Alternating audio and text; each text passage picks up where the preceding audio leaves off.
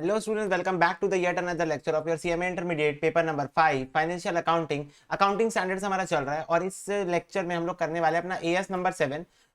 एक ही लेक्चर का टॉपिक है। अगेन जैसे कि तुम लोगों को पता है, एएस हम लोग एक एक लेक्चर में खत्म कर रहे हैं क्योंकि बहुत ज्यादा बड़े टॉपिक्स नहीं है, कंप्लाइंसेस है, कुछ अकाउंटिंग स्टैंडर्ड की रिक्वायरमेंट्स है, उसको याद करना है हमको और उसके बेसिस पे जो क्वेश्चन आते हैं केस बेस्ड या फिर न्यूमेरिकल, वो हमको सॉल्व करने होते हैं। तो एएस नंबर 7 जो है वो डेडिकेटेड है to the construction contracts. This AS is dedicated to the construction contract. जैसा कि तुम लोग कॉस्टिंग में पढ़े होगे ना, कॉन्ट्रैक्ट कॉस्टिंग है ना, बस उसी के रिगार्डिंग एक फाइनेंशियल अकाउंटिंग के अंदर एक रूल्स दिया हुआ है, एक रूल बुक दिया हुआ है एएस 7 के नाम से। कंस्ट्रक्शन कॉन्ट्रैक्ट की अकाउंटिंग कैसे करता है कॉन्ट्रैक्टर अपनी बुक में, not contractee. This is not related for contractee, this is not for contractee, this is only applicable to the contractor. ठीक है, तो इंट्रोडक्शन पढ़ते हैं पहले।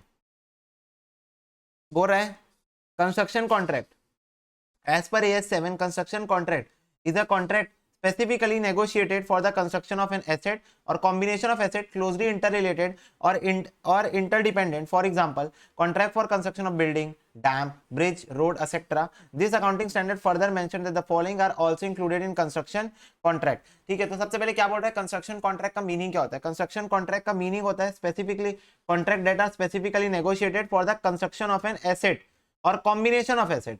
मतलब या तो आप एक एसेट की कंस्ट्रक्शन करने वाले हो जैसे रोड, ब्रिज, डैम, या फिर आप ग्रुप ऑफ एसेट की कंस्ट्रक्शन करने वाले हो। जैसे कि फॉर एग्जांपल आप एक वो बना रहे हो, सोसाइटी बना रहे हो पूरी, तो सोसाइटी में गार्डन भी रहेगा, पूल भी रहेगा, क्लब हाउस भी रहेगा, ठीक है, मंदिर भी रहेगा, मॉल भी रहेगा छोटा सा, और सारी फ्लैट्स भी होंगे। तो एक कॉम्बिनेशन ऑफ एसेट बना रहे हो जो कि क्लोजली इंटर रिलेटेड है और इंटरडिपेंडेंट है। जैसे कि सोसाइटी में सारी चीजें इंटरडिपेंडेंट है। एग्जाम्पल दिया हुआ है जैसा बिल्डिंग, डैम, ब्रिज, रोड, ये सब बना रहे हो, ये सारी चीजें कंस्ट्रक्शन कॉन्ट्रैक्ट्स के दायरे में आती है। उसके अलावा और कुछ चीजें कंस्ट्रक्शन कॉन्ट्रैक्ट के दायरे में आती है जो नीचे दी हुई है। देखो, जैसे कि पहला contract for rendering of service which are directly related to the construction of asset, for example service of architecture. तो बोल रहा है कि ऐसी कोई सर्विस जो आप ले रहे हो जो कि डायरेक्टली रिलेटेड है कंस्ट्रक्शन ऑफ एसेट से। जैसे एसेट आपको बनाना है, कंस्ट्रक्शन आपको करनी है, सोसाइटी आपको बनानी है, तो एक आर्किटेक्ट लगेगा जो डिजाइन बनाएगा, तो जो सर्विस ऑफ आर्किटेक्ट है वो भी कंस्ट्रक्शन कॉन्ट्रैक्ट के अंदर आ जाएगी। ठीक है, फिर बोल रहा है construction for destruction, contract for destruction और restoration of asset and the restoration of the environment following the demolition of the asset. तो बोल रहा है अगर आप कोई कॉन्ट्रैक्ट कर रहे हो, यहां पर बोल रहा है कि अगर आप कॉन्ट्रैक्ट ले रहे हो किसी डिस्ट्रक्शन और रिस्टोरेशन ऑफ एसेट का, तो वो भी कंस्ट्रक्शन कॉन्ट्रैक्ट के ही दायरे के अंदर आएगा। ठीक है, या फिर रिस्टोरेशन ऑफ इन्वायरमेंट। ठीक है, मतलब अगर कोई इन्वायरमेंट से सीधे किसी की चीज को आप रिस्टोर कर रहे हो, किसी चीज को आप डिस्ट्रक्ट कर रहे हो, डिस्ट्रक्ट मतलब बिल्डिंग्स को तोड़ना, ठीक है, किसी एसेट को आप रिस्टोर कर रहे हो, तो वो भी कंस्ट्रक्शन कॉन्ट्रैक्ट के दायरे में आती है। For example, if the existing structure building in a plot of land has been demolished before new building as per new design is construction, the erection of building is the construction contract. तो बोल रहा है अगर आपको नई building बनानी है और अगर आप पुरानी बिल्डिंग तोड़ रहे हो, तो वो जो पुरानी बिल्डिंग आप तोड़ रहे हो वो भी कंस्ट्रक्शन कॉन्ट्रैक्ट के दायरे में आएगा। ठीक है, अब टाइप्स ऑफ कंस्ट्रक्शन कॉन्ट्रैक्ट कैसे होते हैं ये हम लोग कॉस्टिंग में भी पढ़े हैं, जो बच्चे अभी नहीं पढ़े हैं वो लोग जान लो। फिक्स प्राइस कॉन्ट्रैक्ट और कॉस्ट प्लस कॉन्ट्रैक्ट, दो टाइप का होता है।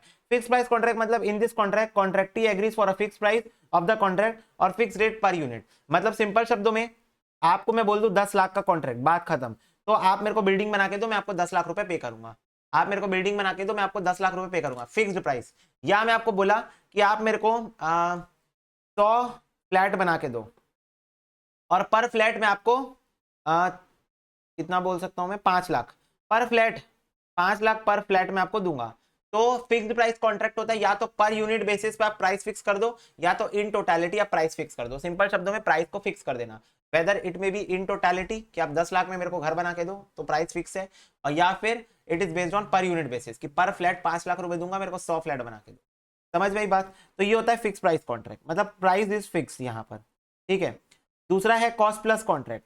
तो ये क्या बोलता है, in this contract contractor is reimbursed the cost is defined plus fixed percentage of fees और प्रॉफिट।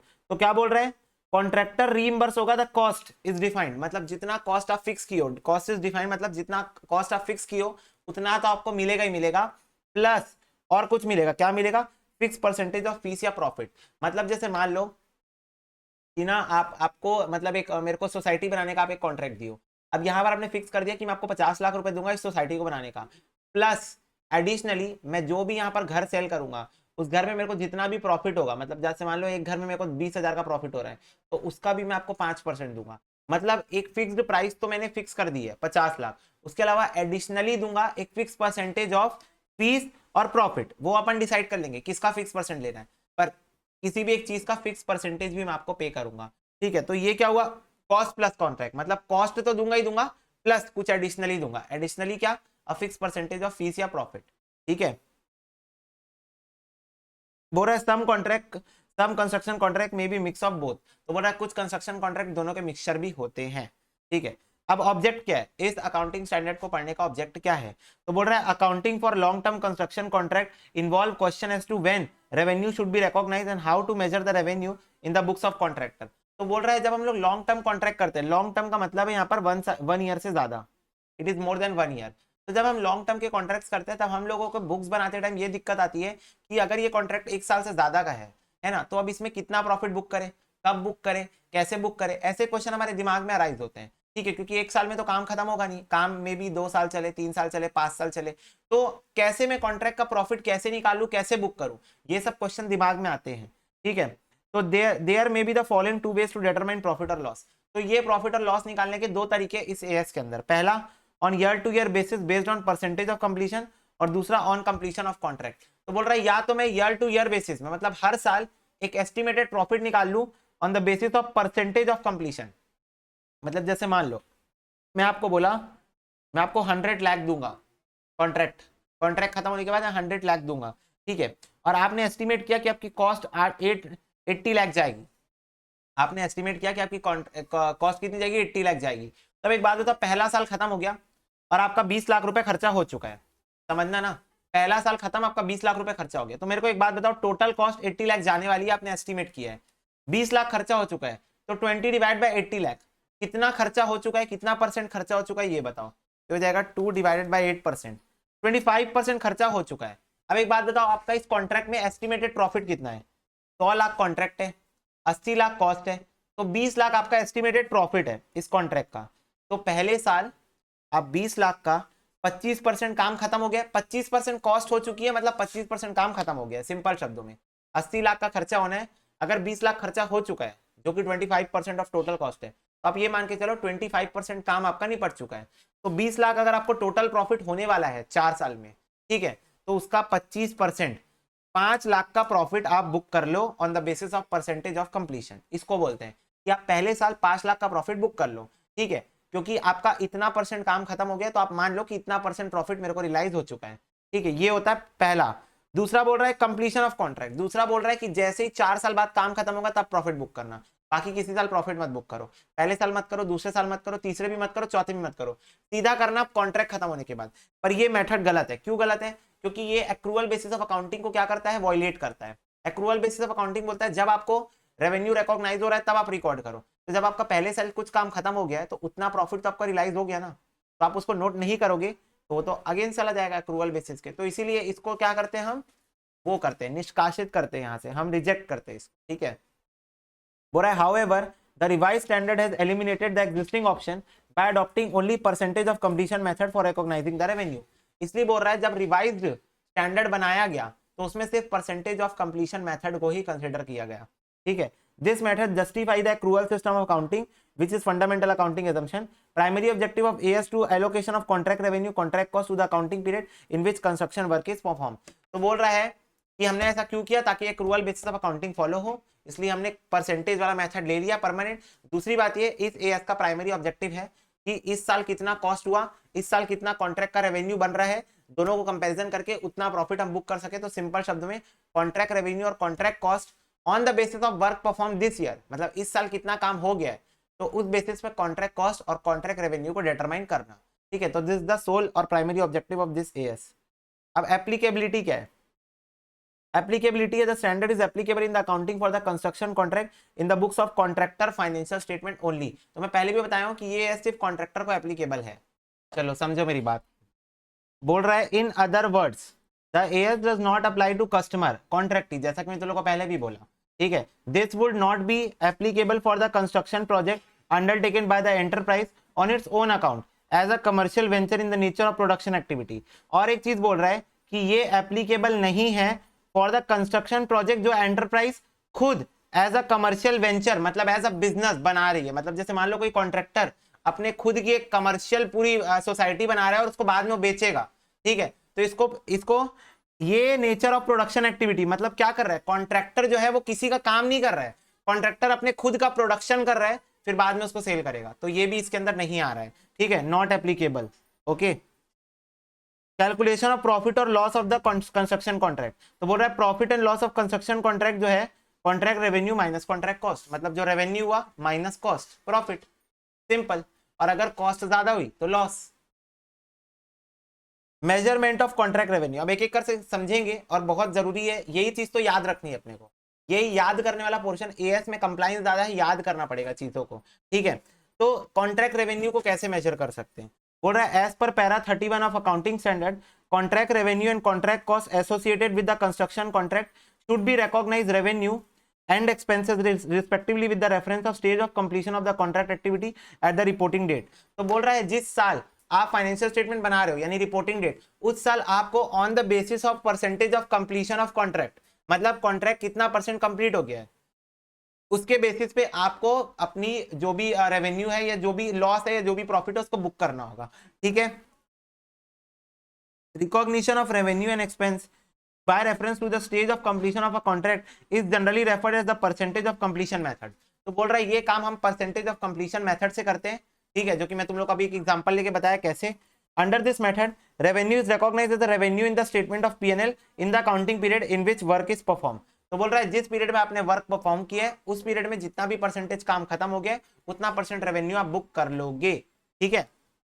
अब बोल रहा है determination of stage of completion, तो स्टेज ऑफ कंप्लीशन को कैसे डिटरमाइन करें, तो ये है तुम्हारा एक्चुअल में परसेंटेज ऑफ कंप्लीशन मेथड कैसे लगाते हैं, इस बारे में बात कर रहा है ये तुम लोग कॉस्टिंग में सीखियो, पर जो बच्चा भी कॉस्टिंग नहीं भी पढ़ा है वो भी सीख जाएगा, बहुत ईजी है। बोल रहा है cost to cost method by survey method और कंप्लीशन ऑफ फिजिकल पोर्शन। तो मैं ये बता दूं सर्वे मेथड जनरली परफॉर्म नहीं होता है, सर्वे मेथड होता है कि जो मेरा कॉन्ट्रैक्टी है वो मेरे से काम करवा रहा है, मैं कॉन्ट्रैक्टर हूं, मेरा कॉन्ट्रैक्टी मेरे से काम करा रहा है, कॉन्ट्रैक्टी एक इंजीनियर को बुलाएगा, इंजीनियर को बोलेगा आप सर्वे करके बताओ कितना परसेंट काम खत्म हो गया है, तो ये एक तरीका होता है कि वो देख के बताएगा कितना परसेंट काम खत्म हो गया, कॉन्ट्रैक्टी का इंजीनियर, ठीक है। दूसरा ये completion of physical portion of the contract work, या फिर मैं फिजिकल पोर्शन चेक कर लूंगा कॉन्ट्रैक्ट का, जैसे मान लो एक बिल्डिंग बननी है पूरी, तो उसका सिर्फ अभी ढांचा रेडी है, तो मैं बोलूंगा 10% कंप्लीट है, ठीक है। फिर उसमें सीमेंट डाल दिए, बोलूंगा 40% कंप्लीट हो गया। फिर उसमें पुट्टी हो गई, मैं बोलूंगा 50% कंप्लीट। फिर उसके बाद उसमें इलेक्ट्रिसिटी वाला हो गया, मैं बोलूंगा 70% कंप्लीट। ऐसा मतलब कितना फिजिकल वर्क खत्म हो गया है उस बेसिस पे निकाल लो। तो ये दो तो ऐसी मेथड है, यूज में भी नहीं आते। मेन है कॉस्ट टू कॉस्ट मेथड, जिसके अंदर हम कैलकुलेट करते हैं परसेंटेज ऑफ कंप्लीशन। तो परसेंटेज ऑफ कंप्लीशन कैसे होता है, cost to date divided by cumulative cost incur plus estimated cost into 100। इसको ऐसे समझो, percentage of completion is equal to cost till date, मतलब जिस दिन निकालना चाह रहे हो उस दिन तक की cost upon cost incurred till now plus estimated cost to B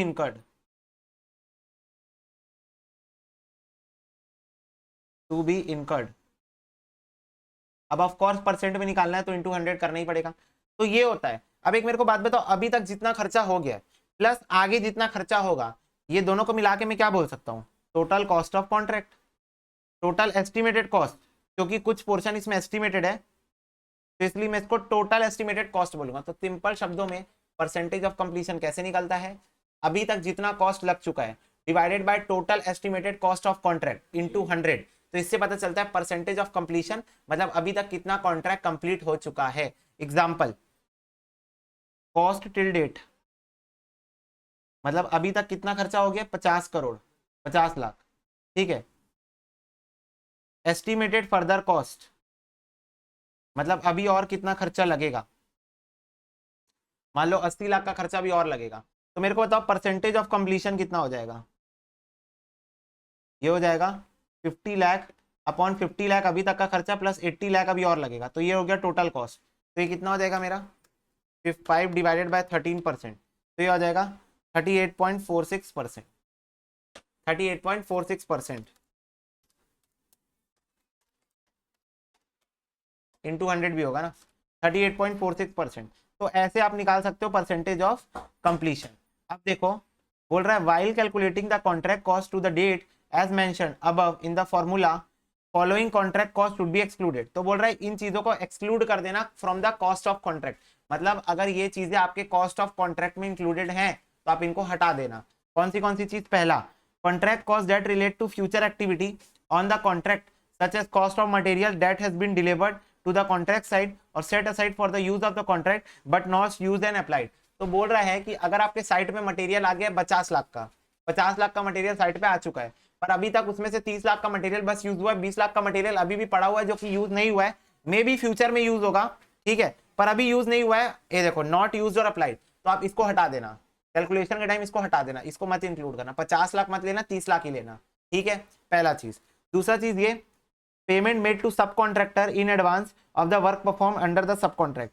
तो बोल रहा है अगर मैंने पेमेंट एडवांस में करके रखी है सब कॉन्ट्रैक्टर को एडवांस में, तो ये एडवांस पेमेंट अभी एडवांस पे पेमेंट करके रखा, अभी काम तो हुआ नहीं है, अभी तो मैंने एडवांस पेमेंट करके, तो इस एडवांस पेमेंट को मत कंसिडर कर लेना क्योंकि आप पहले से देके रखे हो सब कॉन्ट्रैक्टर को। अब बात ये उठती सब कॉन्ट्रैक्टर कौन होता है? देखो जो कॉन्ट्रैक्टर होता है, मैं जरूरी नहीं है सारे काम मैं खुद करता हूँ, हो सकता है पेंटिंग वेंटिंग का काम मैं किसी पेंटिंग के मास्टर को दे देता हूँ, वो मेरा पहचान वाला है, हमेशा उसी को देता हूँ, तो वो सब कॉन्ट्रैक्टर हुआ। तुमने मेरे को काम दिया, मैं कॉन्ट्रैक्टर, मैंने जिसको अपना काम दे दिया वो सब कॉन्ट्रैक्टर, तो मे भी मैं उसको एडवांस में पेमेंट कर दूँ तो उसको मत इंक्लूड करना क्योंकि ये पेमेंट इन एडवांस है।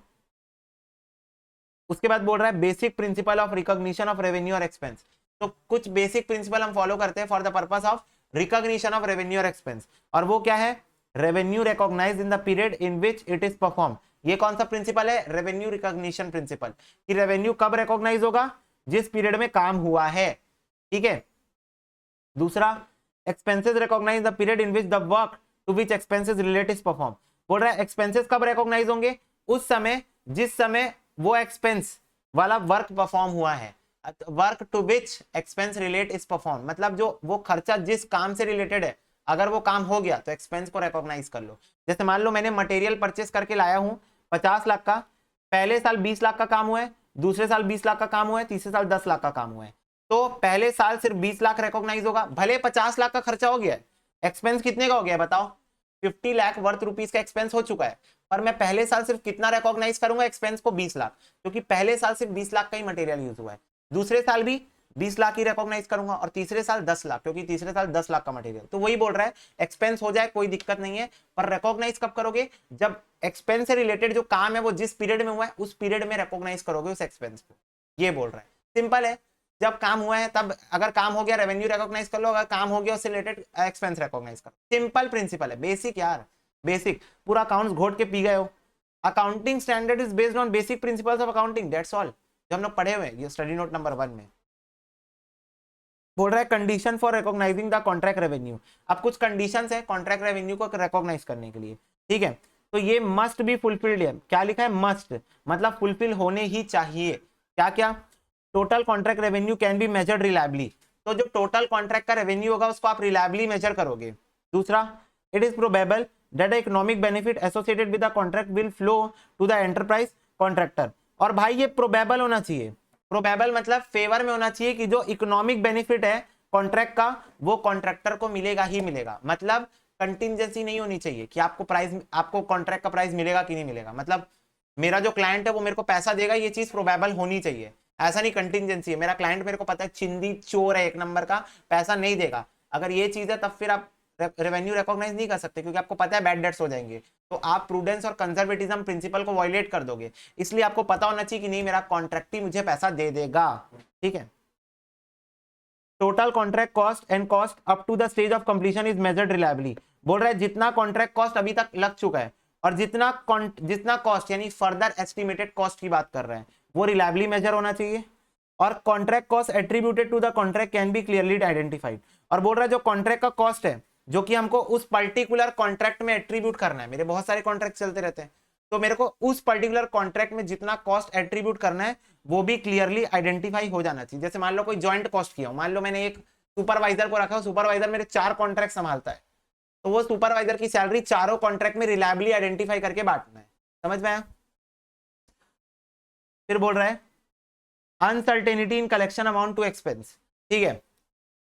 अनसर्टेनिटी इन कलेक्शन मतलब कलेक्शन के दौरान अगर कोई अनसर्टेनिटी दिख रही है कि कलेक्शन नहीं हो पाएगा, पैसे का कलेक्शन नहीं हो पाएगा, तो उसको मैं एक्सपेंस की तरह ट्रीट करूंगा। ये बोल रहा है, देखो when an uncertainty arise about the collectibility of an amount already included in the contract revenue and already recognized in profit and loss statement, it amounts to expense। तो बोल रहा है अगर आप पहले से एक अमाउंट को कॉन्ट्रैक्ट रेवेन्यू मान चुके हो कि ये मेरा पैसा मैंने कमा लिया है, आप मान लियो कि ये मैंने पैसा कमा लिया है और उसको आपने प्रॉफिट में और रेवेन्यू में ऐड कर लिया है, पर बाद में आपको ऐसा लग रहा है कि अब मेरे को पैसा नहीं मिलेगा, अनसर्टेनिटी हो रही है, ऐसा लग रहा है कि अब पैसा मिलने की गुंजाइश कम लग रही है, तो अब आप उसको एक्सपेंस की तरह ट्रीट कर दोगे, पीएनएल में डेबिट मार दोगे। You need to treat it as expense. समझ में आया?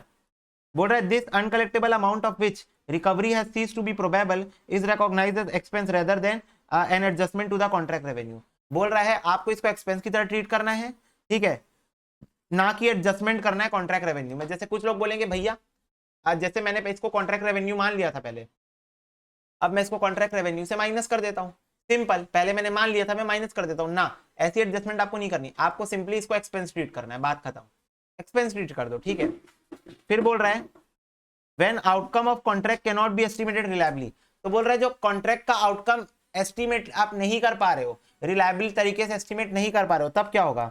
इन दो situation the revenue should be recognised only to the extent of contract cost incurred of which recovery is probable.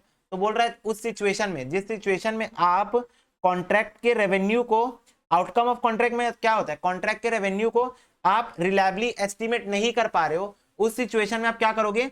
To the extent of contract cost incurred of which recovery is possible. तो आप revenue कितना book करोगे? उतना ही book करोगे जितना आपका actual cost incur हो गया है और उस कॉस्ट की रिकवरी रिलायबल है।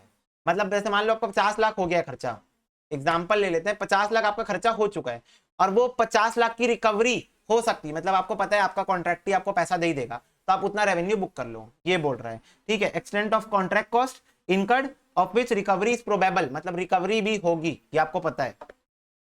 10 no profit is recognise, simple शब्दों में इस सिचुएशन में कोई प्रॉफिट रिकॉग्नाइज नहीं होगा, क्योंकि आपका 50 लाख खर्चा हुआ है और आप 50 लाख की रेवेन्यू दिखाने वाले हो, तो 50 लाख माइनस 50 लाख जीरो, तो प्रॉफिट तो नहीं होने वाला है, ठीक है।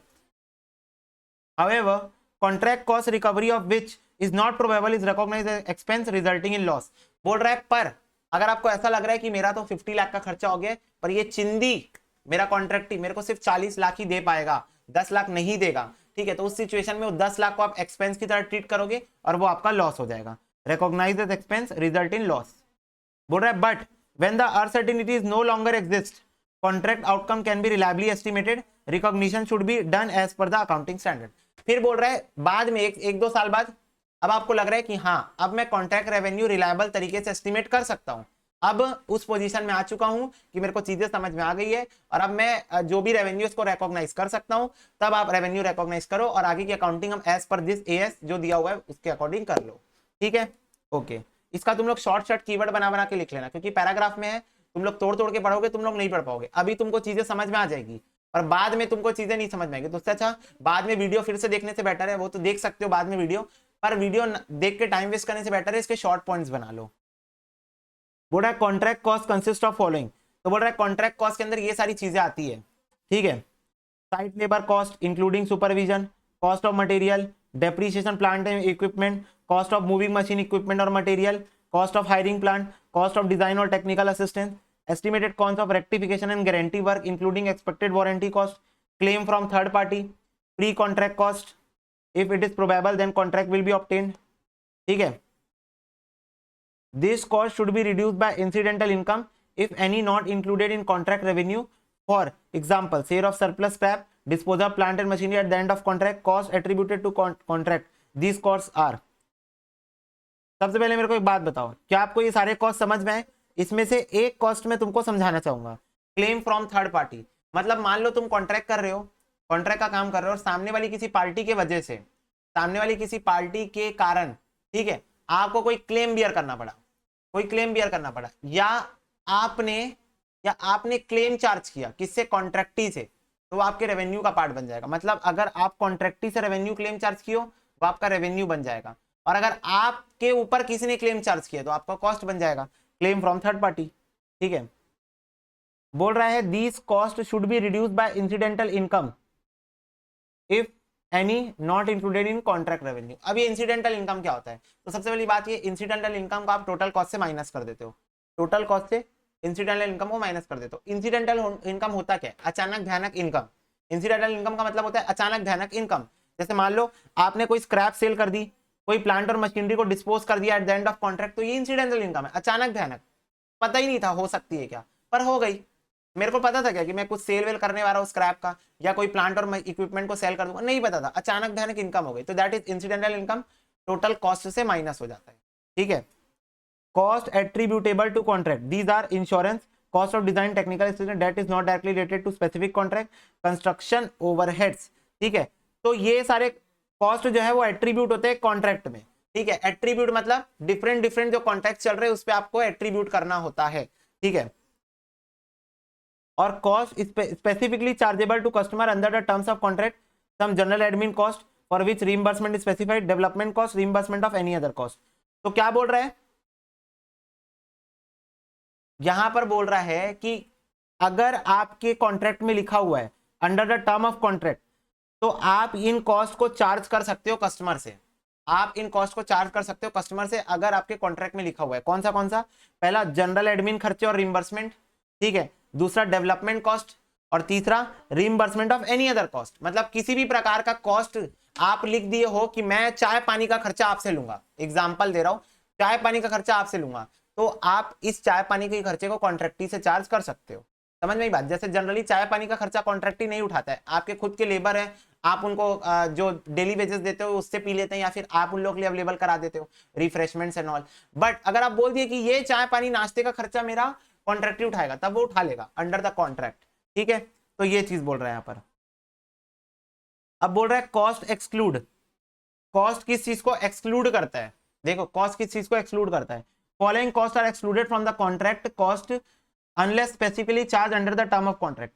बोल रहा है इन चीजों को आपको एक्सक्लूड करना है अगर स्पेसिफिकली मेंशन नहीं है कॉन्ट्रैक्ट में।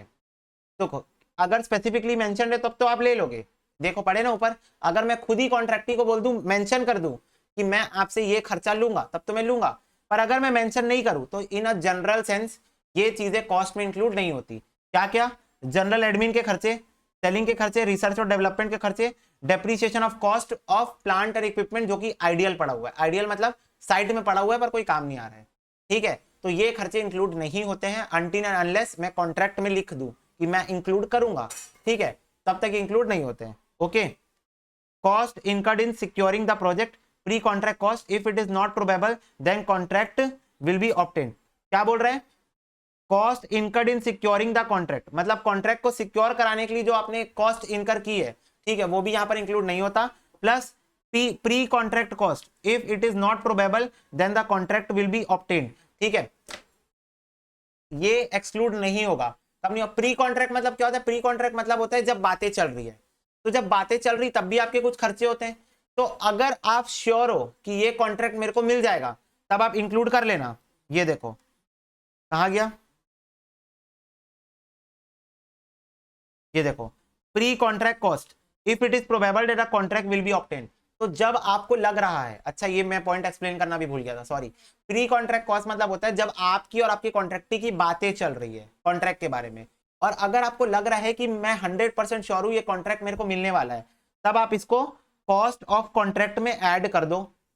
पर अगर आपको लग रहा है अभी आप श्योर नहीं हो, इट इज नॉट प्रोबेबल कि आपको कॉन्ट्रैक्ट मिल जाएगा, अगर प्रोबेबल नहीं है कि आपको कॉन्ट्रैक्ट मिल जाएगा, तब आप इसको एक्सक्लूड करोगे। तब आप इसको क्या करोगे? एक्सक्लूड। मतलब सिंपल शब्दों में प्री कॉन्ट्रैक्ट कॉस्ट, अगर आपको लग रहा है कि आपको कॉन्ट्रैक्ट मिल जाएगा इंक्लूड कर लेना, अगर आपको लग रहा है आपको कॉन्ट्रैक्ट नहीं मिलेगा एक्सक्लूड कर देना, बात खत्म। ठीक है, सिंपल। फिर बोल रहा है however cost that relate directly to a contract which are incurred in securing the contract if they can be separately identified and it is probable that a contract will be obtained such costs are also included in contract। तो वही बोल रहा है अगर probable है कि आपको contract मिल जाएगा और उससे रिलेटेड आप कोई खर्चा कर रहे हो, प्री कॉन्ट्रैक्ट से रिलेटेड कोई खर्चा कर रहे हो, तो आप उसको इंक्लूड कर लोगे। फिर से लिखा है यहाँ पर contract revenue consist of following. तो अब कॉन्ट्रैक्ट रेवेन्यू के अंदर क्या क्या आता है? देखो, revenue as per agreement, revenue arising due to escalation clause. Escalation clause मतलब होता है कि आप अपने कॉन्ट्रैक्टर से जब कॉन्ट्रैक्टी से जब डील कर रहे थे तब सीमेंट की बोरी का या रॉ मटेरियल का किसी का भी चार्जेस जो है मान लो इतना था, पर फ्यूचर में वो चार्जेस इतना हो जाए तो आप उसको पहले से बोल के रख दो कि अगर फ्यूचर में चार्जेस बढ़े तो कॉन्ट्रैक्ट का प्राइस भी मैं बढ़ा दूंगा। जैसे मैं उससे 10 लाख में फाइनल कर दिया कॉन्ट्रैक्ट, घर बना के देना 10 लाख में, मस्त मजेदार, ठीक है, मैंने फाइनल कर दिया कॉन्ट्रैक्ट। लेकिन अगर फ्यूचर में मटेरियल का प्राइस बढ़ गया तो ये जो 10 लाख का कॉन्ट्रैक्ट है उसको मैं बढ़ा दूंगा। क्यों? क्योंकि प्राइसेस बढ़ रहे हैं, एस्केलेट हो रहे हैं, बढ़ रहे हैं, तो इसीलिए मैं फ्यूचर में कॉन्ट्रैक्ट का प्राइस भी बढ़ जाएगा। तो that is known as escalation clause. अगर प्राइस बढ़ी मटेरियल की तो आपका कॉन्ट्रैक्ट का प्राइस भी बढ़ जाएगा। Claim, claim is the amount that the contractor need to collect from the customer as a reimbursement of cost not included contract price। तीसरा चीज, सबसे पहले revenue plus escalation clause plus claims. Claims क्या होता है मैं अभी तुम लोगों को बताया हूं कि कॉन्ट्रैक्टर कॉन्ट्रैक्टी से चार्ज करता है। जैसे मान लो कॉन्ट्रैक्टी बोल के रखा कि भाई मेरा इलेक्ट्रिसिटी बिजली दुकान है, बिजली दुकान है, तो जो भी वायरिंग का काम होगा ना वो मैं सप्लाई करूंगा। मैंने बोला ओके, अब मेरा काम रुक गया क्योंकि वो सामने वाली पार्टी वायरिंग नहीं दे रही है, कॉन्ट्रैक्टी वायरिंग ही नहीं दे रहा है, काम देर कर रहा है, या वो बोला मैं अपने पहचान वाले से मंगा के दूंगा और मंगा के नहीं दे रहा, लेट कर रहा है, उस वजह से मेरा टाइम वेस्ट हो रहा है, तो मैं उससे क्लेम चार्ज करूंगा। दे बेटा, तू तेरे वजह से मेरे को लेट हुआ है, दे। तो वो क्लेम्स भी मेरा रेवेन्यू की तरह ट्रीट होगा, ऐड हो जाएगा। Increase in revenue due to increase in units of output. बोल रहा है कि अचानक से कॉन्ट्रैक्टी ने बोल दिया कि मेरे घर में एक स्विमिंग पूल भी बना देना, तो अब यहां पर काम बढ़ गया, तो काम बढ़ने के कारण कॉन्ट्रैक्ट प्राइस भी बढ़ेगा, तो वो भी इंक्लूड हो जाएगा। इंक्रीज और decrease in revenue due to change और variation scope of work to be perform. बोल रहा है अगर scope of work to be perform, उसने पहले बोल के रखा था एक नॉर्मल बेसिक सा घर बनाना, ठीक है, सीमेंटेड जमीन होगी, सीमेंटेड सीलिंग होगी, कोई दिक्कत नहीं है। बाद में अचानक से बोलता है भाई जमीन में टाइल्स लगवा देना और ऊपर फॉल सीलिंग, तो क्या हुआ, स्कोप ऑफ वर्क चेंज हो गया। स्कोप ऑफ वर्क क्या हो गया, चेंज हो गया, तो इस वजह से भी कॉन्ट्रैक्ट का प्राइस बढ़ सकता है, ठीक है। और या फिर उसका बाद में बजट हिला, वो बोला false ceiling cancel, tiles cancel, तो उससे कम भी हो सकता है, तो इट कैन बी प्लस और minus, it can be increase और डिक्रीज, मतलब प्लस और minus. Incentive payment to the contractor. अब भाई कॉन्ट्रैक्टर के काम से खुश होके कुछ 10-15 हजार रुपए एक्स्ट्रा मिल गए तो वो इंसेंटिव है, तो वो मिल जाएगा, ठीक है। और decrease in contract revenue due to penalty, ये क्या हो जाएगा, माइनस, ये क्या हो जाएगा, माइनस। क्यों? क्योंकि पेनाल्टी, अब जैसे मैं कॉन्ट्रैक्टी से क्लेम चार्ज किया, हो सकता है मेरे वजह से भी काम लेट हो जाए, हो सकता है मैं भी काम में लेट कर दूं, हो सकता है मेरे लेबर भी काम धीरे कर ले, तो वो मेरे से पेनाल्टी चार्ज करेगा। वो मेरे से क्या चार्ज करेगा, पेनाल्टी। तो पेनाल्टी क्या हो जाती है, माइनस हो जाती है, क्योंकि वो मेरे से चार्ज कर रहे हैं। तो इस तरीके से रेवेन्यू रिकॉग्नाइज होता है, ये चीजें इंक्लूड और एक्सक्लूड होती हैं, ठीक है। फिर आ रहा है provision for expected loss. So when it is probable that the total contract cost will exceed the total contract revenue, the expected loss should be recognized as expense irrespective of whether or not work has been commenced, stage of completion of contract, the amount of profit on the other contract which are not treated as single contract। ठीक है, तो बोल रहा है जब आपको ऐसी feeling आ रही है अंदर से on the basis of your estimation कि मेरा जो कॉन्ट्रैक्ट का कॉस्ट है वो मेरे कॉन्ट्रैक्ट के रेवेन्यू को एक्सीड करने वाला है, मतलब ज्यादा होने वाला है, तो उस सिचुएशन में आप इसको एक्सपेंस की तरह ट्रीट करोगे और आप उसके लिए फटाफट से प्रोविजन बना लोगे, इररिस्पेक्टिव ऑफ कि काम चालू हुआ है या नहीं हुआ है, कितना खत्म हुआ है, ठीक है, और दूसरे कॉन्ट्रैक्ट के प्रॉफिट हो रहे हैं कि नहीं, ठीक है, उससे आपको कोई फर्क नहीं पड़ता। आप इस कॉन्ट्रैक्ट की बात करो, इस कॉन्ट्रैक्ट में आपको ऐसी फीलिंग आ रही है कि आपको लॉस होने वाला है, तो आप उसके लिए प्रोविजन बना लो, आप उसके लिए क्या बना लो, प्रोविजन, ठीक है। 2 मिनट, चलो देखो, effect of change in estimate in the construction contract. तो अगर कंस्ट्रक्शन कॉन्ट्रैक्ट में आप एस्टीमेट चेंज करते हो तो उसका क्या इफेक्ट होगा, as the recognition of revenue and expense in construction contract is based on reliable estimate, nevertheless the estimate in bound to vary from one accounting period to another accounting period of the construction contract. The effect of change in estimate of contract revenue or contract cost is accounted as change in accounting estimate as per AS5। तो बोल रहा है accounting standard number 5 के according, जैसा कि तुम लोगों को पता है कि मैं जो कॉन्ट्रैक्ट का रेवेन्यू और कॉन्ट्रैक्ट का कॉस्ट होता है वो एस्टिमेशन के बेसिस पे हर साल कैलकुलेट करता हूं। तो ऑफ कोर्स ही बात है कि भाई 100% चीजें कि पहले साल से दूसरे साल, दूसरे साल से तीसरे साल कुछ वेरिएशन आएगा, एस्टिमेट में कुछ ना कुछ वेरिएशन आएगा। तो एज पर AS नंबर 5 इसको अपन अकाउंट करते हैं as per change in accounting estimate, ठीक है।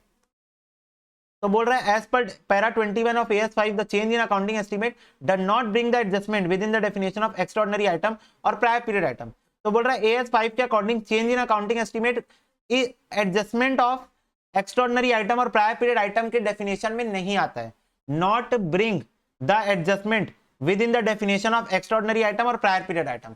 मतलब अकाउंटिंग एस्टिमेट को चेंज करने को ना ही मैं एक्स्ट्राऑर्डिनरी आइटम बोलता हूं और ना ही मैं प्रायर पीरियड आइटम बोलता हूं। अब ये क्या है, इसके लिए तुमको AS5 पढ़ना पड़ेगा जो कि आपके सिलेबस में नहीं है, तो आप इसको याद ही कर लो कि एक्स्ट्राऑर्डिनरी और प्रायर पीरियड आइटम की डेफिनेशन में ये नहीं आता है, ठीक है। Therefore change in estimate are used to determine the amount of contract revenue and contract expenses recognized in the statement of P&L in the period in which the change is made and in the subsequent period। तो क्या बोल रहा है, change estimate are used to determine the amount of contract revenue contract cost। तो बोल रहा है जो भी एस्टिमेट चेंज होंगे उसको अपन यूज करेंगे कॉन्ट्रैक्ट रेवेन्यू और कॉन्ट्रैक्ट एक्सपेंसेस को पता लगाने में, ठीक है।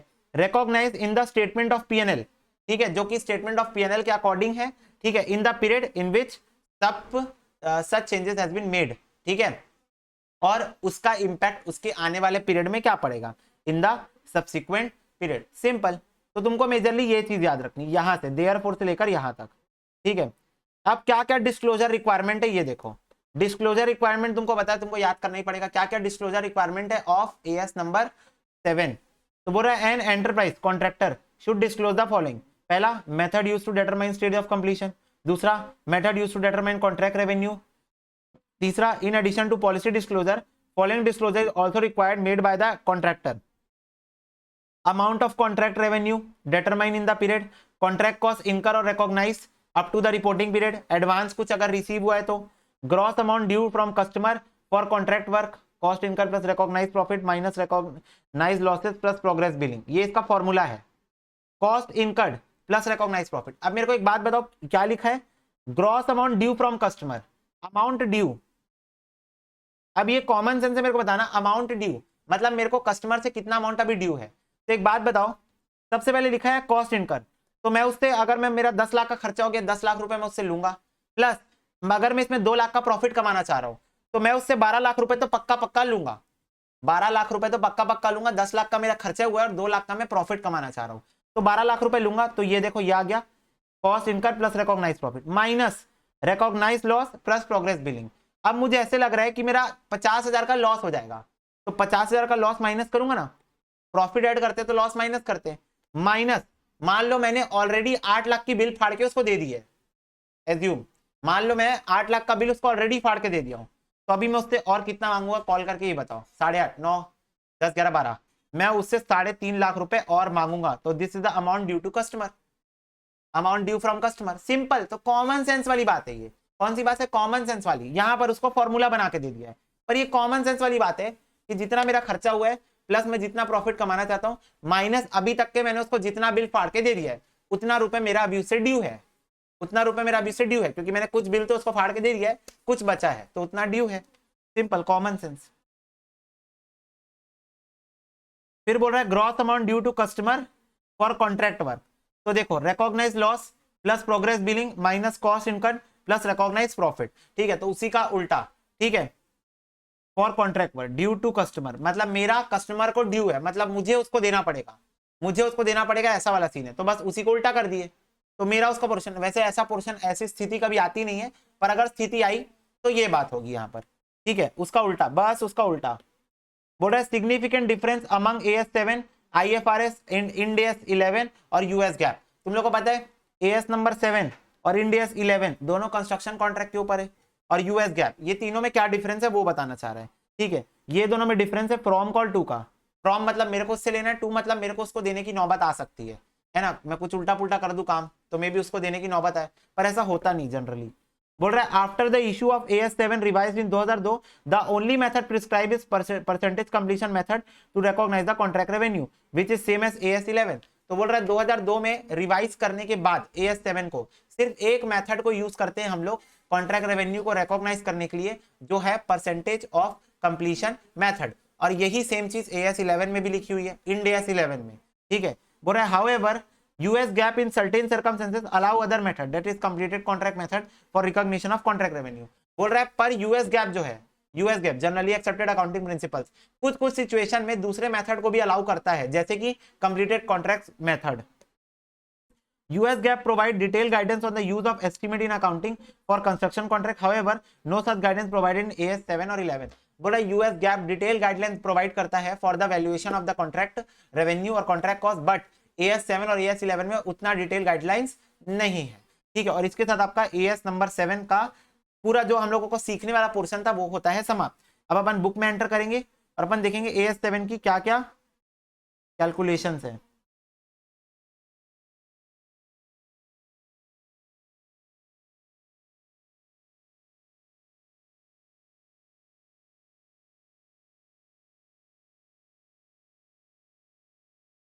एक मिनट रुक जाओ, ये देखो, ये इलस्ट्रेशन नंबर 16 है, 4 इलस्ट्रेशन है सीएस के अंदर, इलस्ट्रेशन नंबर 16, 17, 18 और 19।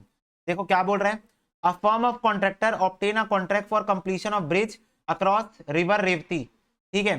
The following details available in the record kept the year ended 31 March 2012। क्या क्या है, टोटल कॉन्ट्रैक्ट की प्राइस 1000 लाख है, वर्क सर्टिफाइड 500 है, वर्क नॉट सर्टिफाइड 105 है, एस्टिमेटेड फर्दर कॉस्ट 495 है, प्रोग्रेस पेमेंट रिसीव 400 है, progress payment to be receive 140। To be receive मतलब मैंने बिल फाड़ के दे दिया, अभी पेमेंट नहीं मिली है, ठीक है, बिल फाड़ के दे दिया है। बोल रहा है firm secure advice and assistant in presentation of accounting keeping in the view requirement of as 7 accounting for construction contract, ठीक है। तो सबसे पहले मेरे को एक बात बताओ, परसेंटेज ऑफ कंप्लीशन कितना है?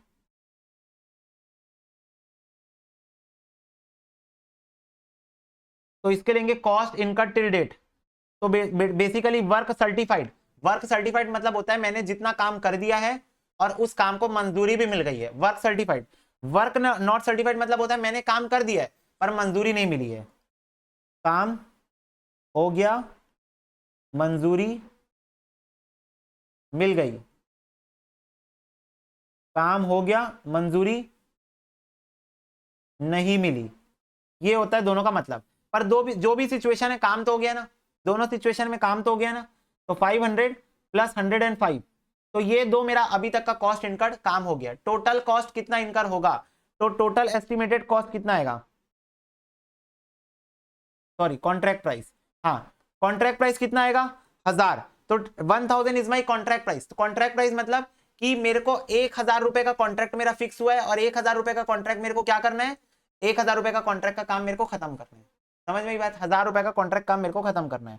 अब मेरे को एक बात बताओ, 500 का खर्चा हो गया, 105 का खर्चा हो गया, 495 अभी और होगा, तो टोटल कितना हो गया 500 प्लस 105 प्लस 495, तो टोटल कॉस्ट मेरा कितना इनकर होगा 1100। टोटल कॉस्ट मेरा कितना इनकर होगा 1100। तो ये कॉस्ट टिल डेट है और ये है टोटल एस्टिमेटेड कॉस्ट इंटू 100। तो बताओ कितना परसेंटेज ऑफ कंप्लीशन कितना आ गया, 500 प्लस 605 डिवाइडेड बाय 1100%, 55%। 55% कंप्लीट हो गया, तो 55% आ गया परसेंटेज ऑफ कंप्लीशन। अब मेरे को बताओ एस्टिमेटेड प्रॉफिट कितना आ रहा है। तो मेरा कॉन्ट्रैक्ट प्राइस में अभी अभी तुम लोगों को बताया, कॉन्ट्रैक्ट प्राइस है 1000, टोटल एस्टिमेटेड कॉस्ट कितना है 1100। तो I am going to earn loss of 100, this is what I estimated, कि मेरे को 100 का क्या हो जाएगा लॉस हो जाएगा, 100 का मुझे क्या हो जाएगा लॉस हो जाएगा। अब मेरे को बताओ मैं कितना रेवेन्यू रिकॉग्नाइज कर सकता हूं, रेवेन्यू रिकॉग्नाइज्ड 1000 रुपए मिलना है, 1000 लाख रुपए मिलना है, 55% कंप्लीटेड है, तो मैं 550 का रेवेन्यू रिकॉग्नाइज कर सकता हूं, 550 का रेवेन्यू रिकॉग्नाइज कर सकता हूं। कॉस्ट टिल डेट कितना हो गया है, कॉस्ट टिल डेट अभी तक का कॉस्ट कितना हो गया है 500 प्लस 105, 605 हो चुका है। तो अभी तक मेरे को लॉस बुक करना है कितने का, लॉस बुक्ड कितने का लॉस बुक करना है 605 माइनस 550, क्योंकि मेरी कॉस्ट ज्यादा लग गई है तो मैं 55 का लॉस बुक करूंगा। कितने का लॉस बुक करूंगा 55 रुपए का लॉस बुक करूंगा, 55 लाख रुपए का लॉस बुक करूंगा, क्योंकि मेरे को अभी तक तो लॉस होते हुए दिख रहा है। मैं क्या एस्टिमेट कर रहा हूं कि पूरा कॉन्ट्रैक्ट खत्म होने के बाद, पूरा कॉन्ट्रैक्ट का प्राइस, पूरे कॉन्ट्रैक्ट का कॉस्ट, पूरा कॉन्ट्रैक्ट खत्म होने के बाद मेरे को 100 लाख का लॉस होगा, जिसमें से 55 लाख का लॉस मैं इसी साल बुक कर लूंगा। क्यों, क्योंकि 55 लाख का काम अभी तक हो चुका है, मतलब बेसिकली 550 और 605 ये काम अभी हो चुका है, तो 55 लाख का लॉस तो इसी साल पीएनएल में डेबिट हो जाएगा, ठीक है। अब एक बात बताओ एस्टिमेटेड लॉस कितना है 100 लाख, लॉस ऑलरेडी बुक्ड कितना है 55 लाख। तो क्या 45 लाख के लिए मेरे को प्रोविजन बनाना चाहिए, जो कि मैंने अभी अभी AS7 में पढ़ा है। क्या पढ़ा है कि इररिस्पेक्टिव ऑफ द फैक्ट आपको प्रोविजन बनाना है अगर आपको लग रहा है कि आपको लॉस होने वाला है। अगर आपको लॉस होने वाला है तो 55 लाख का लॉस तो मैं बुक कर चुका हूं ऑलरेडी, 55 लाख का लॉस इज ऑलरेडी बुक्ड, तो I am going to make provision of the remaining 45 lakh, क्योंकि मुझे ऐसा लग रहा है कि 100 लाख का लॉस होने वाला है। ठीक है, तो 45 लाख का मैं प्रोविजन बनाऊंगा। इतना काम अभी अपना हो गया। ठीक है, तो मेरे से वही पूछा था क्या क्या आपको स्टेटमेंट की रिक्वायरमेंट है बताओ। ये सब तो वही कैलकुलेशन है, ये देखो, ये जो परसेंटेज ऑफ कंप्लीशन। हाँ, अमाउंट ड्यू टू कस्टमर, देखो अमाउंट ड्यू टू कस्टमर, तो कॉन्ट्रैक्ट कॉस्ट कितने का, 605 का हो चुका है, 605 का कॉन्ट्रैक्ट कॉस्ट हो चुका है। कितना प्रॉफिट रिकॉग्नाइज कर रहा हूं, 0, प्रॉफिट तो मैं कमा ही नहीं रहा हूं। लॉस जरूर रिकॉग्नाइज कर रहा हूं 100 का, 100 लाख का लॉस जरूर रिकॉग्नाइज कर रहा हूं। माइनस करेंगे प्रोग्रेसिव पेमेंट रिसीव, तो मेरे को कितनी प्रोग्रेसिव पेमेंट रिसीव हो चुकी है, 400 लाख की मिल चुकी है, और 140 का बिल भी फट चुका है, तो माइनस 400 की पेमेंट तो मिल चुकी है, माइनस 140 का बिल फाड़ चुका हूं। तो अब कितने का बिल फाड़ूंगा, मतलब कितना ड्यू है, इसका मतलब अमाउंट ड्यू का मतलब होता है अब कितने का बिल फाड़ना है। सिंपल शब्दों में समझो, अब कितने का बिल फाड़ना है, -100 -400 -140, तो अब मेरे को 35 लाख का बिल फाड़ना है। कितने का बिल फाड़ना है, 35 लाख का। तो ये देखो अमाउंट ड्यू का सिंपल मतलब अब कितने का बिल फाड़ना है उसके ऊपर। ठीक है, तो अब बोल रहा है क्या क्या डिस्क्लोजर रिक्वायरमेंट है, ये देखो कॉन्ट्रैक्ट का रेवेन्यू डिस्क्लोज करो, कॉन्ट्रैक्ट के अभी तक के खर्चे डिस्क्लोज करो, एक्सपेक्टेड लॉसेस मतलब प्रोविजन, प्रोविजन डिस्क्लोज करो, रिकॉग्नाइज प्रॉफिट तो लेस रिकॉग्नाइज लॉस जो भी है। ठीक है, प्रोग्रेसिव बिलिंग 540 की टोटल बिलिंग हो चुकी है। अमाउंट ड्यू 35 लाख का भी अमाउंट ड्यू है, 35 लाख का बिल अभी फाड़ना बाकी है। और रिटेंशन मतलब अभी कितना पैसा कॉन्ट्रैक्टी रोक के रखा है, 140 का बिल मैंने दे दिया है, अभी उसने पैसा रोक के रखा है। ठीक है, 140 का मैंने बिल दे दिया है, अभी उसने पैसा 140 रोक के रखा है, 400 दे दिया है। तो इतनी चीजें एज पर एएस मेरे को डिस्क्लोज करनी है, जो डिस्क्लोजर रिक्वायरमेंट पढ़े थे ये वही है, इजी। ठीक है, अब मैं बता रहा हूं जिन लोग कॉन्ट्रैक्ट कॉस्टिंग पढ़ चुके हैं उन लोगों को तो मजाक लग रहा होगा अभी तक। ठीक है, आगे देखो बोल रहा है 31/12/2012 को Vishwakarma construction company limited under to किए contract to construct a building of 85 lakh. 31/3/2013 को कंपनी ने फाउंड किया डेट उनके ऑलरेडी इतने खर्चे हो चुके हैं और प्रूडेंट एस्टिमेट कर रहे हैं कितने खर्चे और होंगे। बोल रहा है what is the additional provision for foreseeable losses which must be made in the final accounts for the year ended 31/3/2012 as per AS 7 accounting for construction contract. तो मेरे को एक बात बताओ, पहले इतना खर्चा हो चुका है, इतना और होगा, तो टोटल कॉस्ट कितना है,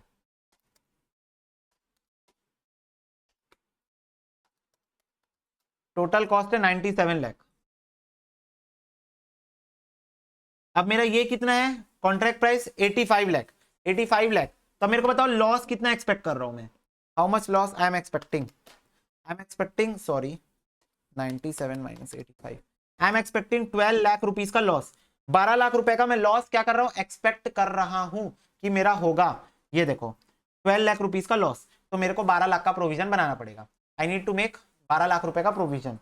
इसमें कहां पर लिखा हुआ है, कहीं नहीं लिखा है। The whole anticipated loss should be recognised and adjustment according to against the profit of the current year.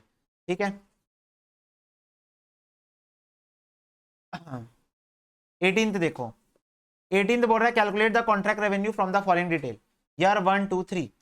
तो पहले साल सिर्फ इनिशियल कॉन्ट्रैक्ट रेवेन्यू दिया हुआ है, तो पहले साल का सिर्फ कॉन्ट्रैक्ट रेवेन्यू दिया हुआ है, कॉस्ट कुछ लगा ही नहीं, तो पहले साल 2000 का रेवेन्यू रिकॉग्नाइज कर लूंगा क्योंकि सिर्फ रेवेन्यू दिया है, कॉस्ट कुछ भी नहीं हुआ है। दूसरे साल रेवेन्यू 2000 का हो चुका है, अब इसमें 400 और घुस गया, रेवेन्यू इंक्रीज ड्यूरिंग एस्केलेशन, तो एस्केलेशन के कारण 400 और घुस गया, पर 100 रुपए की पेनाल्टी भी लग गई, 100 रुपए की पेनाल्टी भी लग गई, तो 100 रुपए की पेनाल्टी माइनस हो गई। तो अब पहले साल रेवेन्यू 2000 था, अब 2300 हो गया है। तीसरे साल 2000 का था कॉन्ट्रैक्ट, इनिशियल कॉन्ट्रैक्ट रेवेन्यू, 400 का एस्केलेशन हुआ एज पर सेकेंड ईयर। ठीक है, एज पर थर्ड ईयर 200 का क्लेम और इंसेंटिव भी मिला है 300 का, तो ये 200 300 भी ऐड हो जाएगा, 100 की पेनाल्टी माइनस, तो तीसरे साल के अंत में पता चला कि एक्चुअल में मेरे को 2800 का हुआ है। अब ये चीज तुम समझना, revenue is always recognised in a cumulative manner. जैसा तुम लोग सोच रहे होगे इस क्वेश्चन में, भैया पहले साल 2000 का रेवेन्यू रिकॉग्नाइज हुआ, आपने लिख दिया ठीक है, पर दूसरे साल भी आप 2000 क्यों लिखे, क्योंकि ये हमेशा क्यूमुलेटिव बेसिस पे होता है। तो मैं बोलूंगा कि पहले साल मेरे को 2000 मिल गया है, ओके। दूसरे साल मेरे को 2000 तो मिल ही चुका है जो कि पहले साल मिल गया था, इस साल मेरे को 400 और मिला और इस साल मेरा 100 चले गया, तो मेरे दूसरे साल के अकॉर्डिंग रेवेन्यू 2300 आ रहा है। तीसरे साल मेरे को पहले साल 2000 मिल गया था, दूसरे साल मेरे को 400 मिला था और 100 चले गया था, और तीसरे साल मेरे को 200 और 300 और मिला, 200 और 300 और मिला, तो ये कितना आ जाएगा 2800। तो revenue is always recognised on a cumulative basis, on a cumulative basis. तुम खुद सोच के देखो ना, तुम पहले साल एक प्रॉफिट बुक कर चुके हो, दूसरे साल तो फिर से बुक करोगे नहीं ना, या इसको तुम ऐसे समझो, पहले साल कितना रेवेन्यू हो गया 2000, दूसरे साल कितना हो गया 400 माइनस 100 कितना हो गया 300, और ऑलरेडी 200 हो चुका है, 2000 ऑलरेडी हो चुका है, तो क्यूमुलेटिव बेसिस में पहले और दूसरे साल का मिला के कितना हो गया, पहले और दूसरे साल का मिला के 2300 हो गया। तीसरे साल कितने का हुआ, तीसरे साल आया 200 आया प्लस 300 आया, तो तीसरे साल आ गया 500, तो पहले दूसरे और तीसरे साल का मिला के कितना हो गया 2800 प्लस 2000 प्लस 300 2800। समझ में आया? ऐसे बोल रहा हूं मैं, पहले साल 2000 रिकॉग्नाइज हुआ, दूसरे साल 400 माइनस 100 300 रिकॉग्नाइज हुआ, तीसरे साल 200 और 300 500 रिकॉग्नाइज हुआ। तो आई एम आस्किंग यू, पहले साल कितना रेवेन्यू हुआ 2000, दूसरे साल कितना रेवेन्यू हुआ दूसरे साल के अंत में, तो पहला साल प्लस दूसरा साल, तो ये हो गया 2000 प्लस 300 2300, और तीसरे साल के अंत तक इस कॉन्ट्रैक्ट का टोटल रेवेन्यू कितना हो गया, पहला साल प्लस दूसरा साल प्लस तीसरा साल 2000 प्लस 300 प्लस 500 2800। मैं ये बोलना चाह रहा था, मैं तुम लोगों को 3 तरीके से समझा दिया कि मैं क्या बोलना चाह रहा था। It is always calculated on a cumulative basis, इस कॉन्ट्रैक्ट में अभी तक कितना रेवेन्यू रिकॉग्नाइज हो गया है, इस कॉन्ट्रैक्ट में अभी तक कितना रेवेन्यू रिकॉग्नाइज हो गया है, ठीक है। लास्ट क्वेश्चन 19th वाला, तुम लोग को देख के बड़ा लग रहा होगा पर बड़ा इजी क्वेश्चन है। बोल रहा है एज्यूम करो 10 लाख कॉन्ट्रैक्ट है जो रिक्वायर कर रहा है 3 साल कंप्लीट होने में और टोटल कॉस्ट 8,10,000 का होगा। Following data pertain to the construction, पहले साल दूसरा साल तीसरा साल, अभी तक का खर्चा 3 लाख 7 लाख 20 और 8 लाख 10 तीनों साल के में दिया हुआ है। Estimated cost to be incurred 6,80,000। Of course तीसरे साल में एस्टिमेटेड कॉस्ट नहीं होगा क्योंकि तीसरे साल खत्म हो जाने वाला है कॉन्ट्रैक्ट, तो तीसरे साल के बाद तो खर्चा होगा ही नहीं, ठीक है। ये देखो यहाँ पूरा खर्चा हो चुका है ऑलरेडी तीसरे साल में। फिर प्रोग्रेसिव बिलिंग जो मेड हुई है, ठीक है, और कलेक्शन ऑफ बिलिंग जितना पैसा मिला है। प्रोग्रेसिव बिलिंग मतलब मैंने जितना बिल दे दिया है कॉन्ट्रैक्टरी को, और कलेक्शन मतलब उसने मेरे को उस बिल के अगेंस्ट में कितना पैसा दे दिया है। बोल रहे हैं आपकी एडवाइस चाहते हैं कि आप AS 7 के अकॉर्डिंग क्या क्या रिक्वायरमेंट्स फुलफिल करानी बताओ। तो सबसे पहले टेबल बन, यहाँ इस टेबल को देखो, 10 लाख 10 लाख 10 लाख ये कॉन्ट्रैक्ट का प्राइस है, अभी तक का खर्चा 3 lakh, further estimated cost 6 lakh, तो टोटल कॉस्ट कितना आ गया 9 लाख ना। ये देखो पहले साल में पहले साल तक का खर्चा 3 लाख, पहले साल में एज्यूम कर रहा हूं कि अभी और खर्चा होगा 6 लाख का, पहले साल में एज्यूम कर रहा हूं कि अभी और खर्चा होगा 6 लाख का, तो टोटल कॉस्ट हो गई 9 लाख की, तो मेरे पहले साल के एस्टिमेट के अकॉर्डिंग मेरा 1 लाख का प्रॉफिट होगा। दूसरे साल का अभी तक का खर्चा 7 लाख 20, ये देखो 7 लाख 20, मैं एज्यूम कर रहा हूँ 80,000 का खर्चा और होगा, एज्यूम कर रहा हूँ 80,000 का खर्चा और होगा, तो टोटल खर्चा कितना एज्यूम किया 8 लाख, तो प्रॉफिट कितना हो गया दूसरे साल के अकॉर्डिंग एस्टिमेटेड प्रॉफिट कितना हो गया 2 लाख।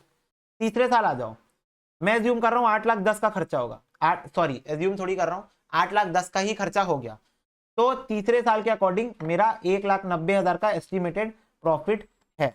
और स्टेज ऑफ कंप्लीशन तो तुम लोग निकाल ही सकते हो, cost incurred till date upon total estimated cost, cost incurred till date upon total estimated cost, cost incurred till date upon total estimated cost, ये देखो स्टेज ऑफ कंप्लीशन।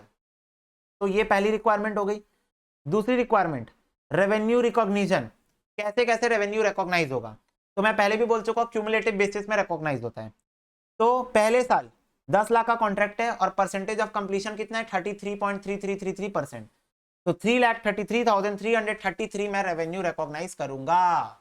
अब मेरा अभी तक का खर्चा कितना हो गया है 3 लाख हो गया है, तो पहले साल के अकॉर्डिंग मेरा एस्टिमेटेड प्रॉफिट आ रहा है 33,333।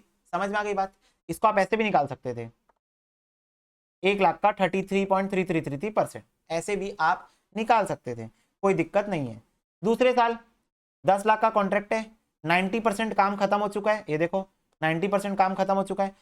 अभी तक कॉस्ट कितना हो गया है, अभी तक एक्चुअल कॉस्ट कितना हो गया, 7,20,000। तो इसके अकॉर्डिंग 1,80,000 का प्रॉफिट हो रहा है दूसरे साल तक का, पहला साल प्लस दूसरा साल। मैं बार बार बोल रहा हूँ ये क्यूमुलेटिव मैनर में है, क्यूमुलेटिव मैनर में ये, तो पहले साल प्लस दूसरे साल का मिला के अभी तक का जो प्रॉफिट हो रहा है 1,80,000। अब इसमें से मैंने इतना रेवेन्यू पिछले साल रिकॉग्नाइज कर लिया था, तो इतना रेवेन्यू इस साल रिकॉग्नाइज करूंगा, 9 lakh minus this is equal to this. इतना कॉस्ट, इस कॉस्ट में से 3 लाख का कॉस्ट मैंने पिछले साल रिकॉग्नाइज कर लिया था, तो इस साल इतना रिकॉग्नाइज करूंगा।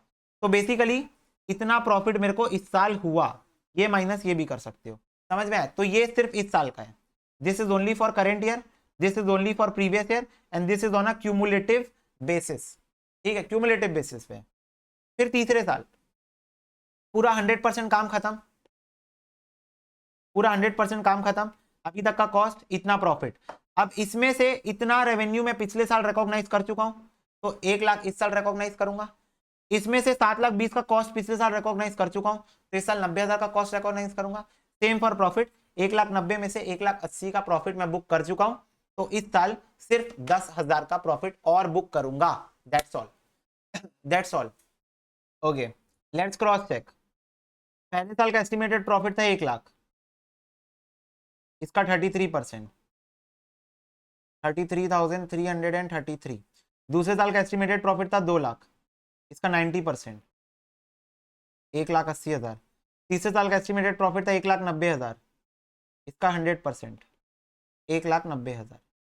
33, 1,80,000, 1,90,000, ये देखो 33, 1,80,000, 1,90,000। वैसे भी निकाल सकते थे, वैसे भी निकाल सकते थे जो ऊपर टेबल फॉर्म की हो। बस इतना याद रखना, ये जो आइटम्स दिए हैं ना क्यूमुलेटिव बेसिस पे दिए हैं, क्यूमुलेटिव बेसिस में। तो आपको सिर्फ इस साल का निकालना है, तो ये तो सेम ही होगा, सिर्फ इस साल का निकालना है।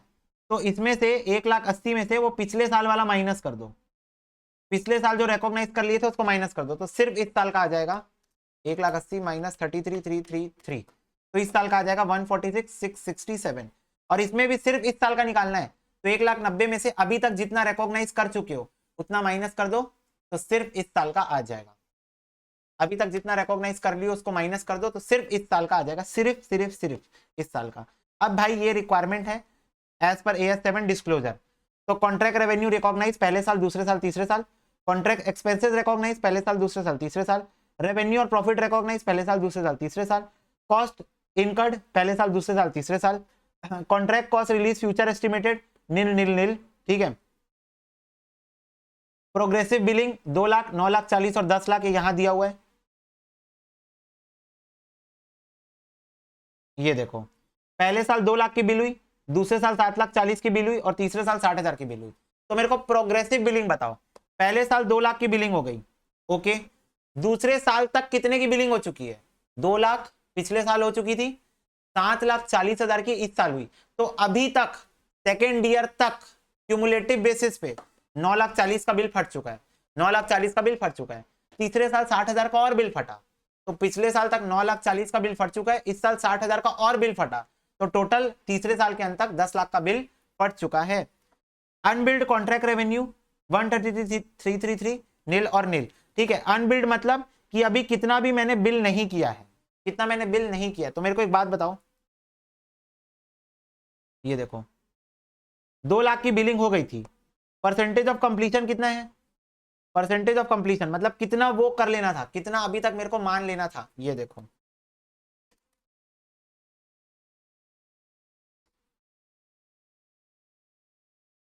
Sorry for the interruption.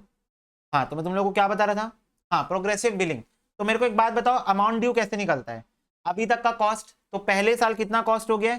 पहले साल का कॉस्ट हो गया मेरा 3 लाख, प्लस मेरा एस्टिमेटेड प्रॉफिट 33,333।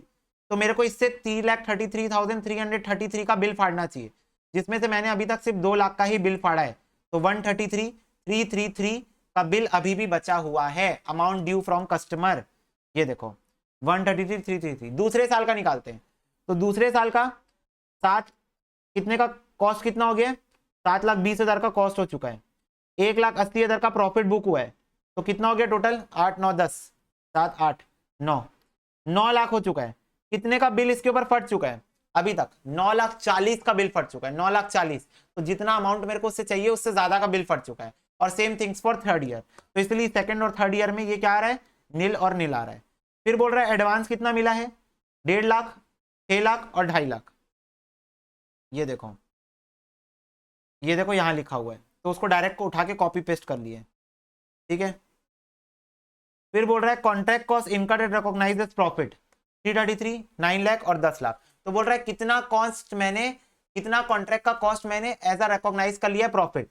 तो पहले साल का मैं निकाल के दिखा दिया, ये देखो, दूसरे साल का निकाल दे दिया, ये देखो, और तीसरे साल तो ऑफ कोर्स पूरा कॉन्ट्रैक्ट का जो प्राइस है यानी 10 लाख, ठीक है। तो पहले दूसरे साल का निकाल दिया, तो तीसरे का तो 10 lakh. Gross amount due from customer same, ये देखो सेम और nil nil. Gross amount due to customer 40,000। अब दूसरे साल 40,000 क्यों आया, क्योंकि मैंने 9,40,000 का बिल उसके ऊपर फाड़ दिया है, 9,40,000 का बिल मैंने उसका फाड़ दिया है, पर मेरे को उससे सिर्फ 9 लाख ही चाहिए। मेरे को उससे सिर्फ दूसरे साल के according as per year number 2 I just want 9 lakh rupees from him, but I just put a bill of 9,40,000। तो 40,000 मैं उसका उधारी हो गया 40,000 मैंने उससे ज्यादा बिल फाड़ दिया है, तो इसलिए दूसरे ईयर में ये देखो 40,000 एडवांस दिख रहा है ड्यू टू कस्टमर। और फाइनली रिटेंशन, तो 50,000, 1,90,000। ये कहां से आया, ये यहां से आया कि मैंने उसको 2 लाख का बिल दिया पर उसने मेरे को 1.5 लाख दिया है, तो 50,000 रुपए अभी रिटेंशन में है। मैंने उसको, एक मिनट, दूसरे साल, हाँ दूसरे साल मैंने उसको 7,40,000 का बिल दिया है, ठीक है, जिसमें से 6 लाख उसने पे किया है अभी तक। तो कितना हो गया, 7,40,000 माइनस 6 लाख, तो ये 1,40,000 हो गया, और पिछले साल का 50,000। तो दूसरे साल के अंत में 1,90,000 रिटेंशन हो गया, ठीक है। मैं हमेशा बोलता हूँ क्यूमुलेटिव बेसिस में चाहिए मेरे को, क्यूमुलेटिव मतलब पहला साल, पहला प्लस दूसरा साल, पहला प्लस दूसरा प्लस तीसरा साल, ऐसा ये सारे अमाउंट। तो 1,90,000 रिटेंशन है दूसरे साल के अंत में, तो ये हो गया। तो बस ये वाला एएस हमारा इसके साथ समाप्त होता है। और ये पूरा एएस अगर तुम पढ़ोगे ध्यान से और समझोगे, केवल और केवल याद करने वाली चीजें हैं कि कैसे डिस्क्लोज करना है, कैसे अमाउंट कैलकुलेशन करना है, ये सब चीजें। और अमाउंट कैलकुलेशन तो तुमको इजी बन गया होगा अगर तुम कॉन्ट्रैक्ट कॉस्टिंग पढ़े हुए हो ऑलरेडी, नहीं भी पढ़े हो तो भी मेरे को ऐसा लगता है समझ में तो आई गया होगा, ठीक है। तो बस इस में इतना ही था, मिलते हैं तुम लोग से अगले लेक्चर में, तब तक के लिए God bless you, take care and bye bye.